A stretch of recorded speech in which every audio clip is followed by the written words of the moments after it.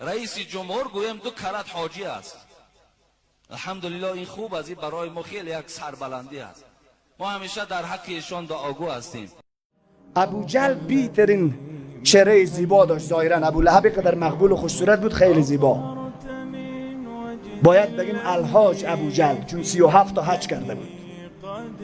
با آنقدر در کفر خود موحد بود که حتی قبر و پیر و انسان پرستش نمیکرد. یک بت جور کرده بود، روش نوشته کرده بود ابراهیم علیه السلام، من ابراهیم پرستش میکنم. الله میگه به پرستش ابراهیم مشرک و کافر ژاپنی شدی.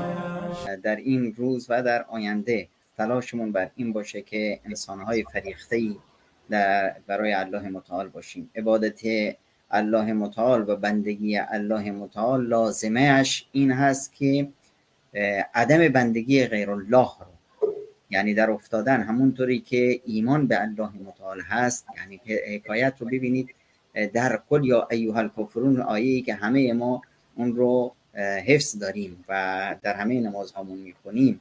قل یا ایها الکافرون، باید با کافران در قضیه ظلم و طغیان و کفر به الله متعال صریح و واضح باشیم. قل یا ایها الکافرون لا اعبد ما تعبدون ولا انتم عابدون ما اعبد ولا انا عابد ما عبدتم ولا انتم عابدون ما اعبد لکم دینکم ولی دین.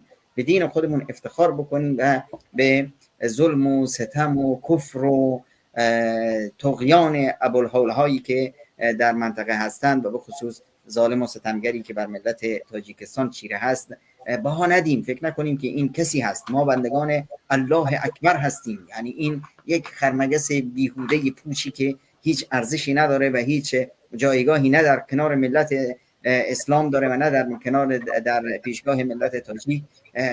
هیچ وقت نشه که مثلا از این و از سربازانش بترسیم و هیچ وقت هم نشه که گول بخوریم که آقا در خانه خدا داخل شد. در خانه خدا ابوجهل داخل میشد، در خانه خدا ابولهب ها داخل بودن. اصلا کلید خانه خدا دست ابوجهل و ابولهب ها بوده و در طول تاریخ الان چند وقت پیش همین طاغوت سالم ستمگر چچن هم داخل خانه خدا شد. این دیگه فخری نیست. فخر اون هست که خانه خدا در داخل تو بشه. این جای فخر داره وقتی که شما احکام الله متعال رو در دلت درشی. و ما کان لمؤمن ولا مؤمنة اذا قضى الله ورسوله امرا ان يكون لهم الخيرة من امرهم.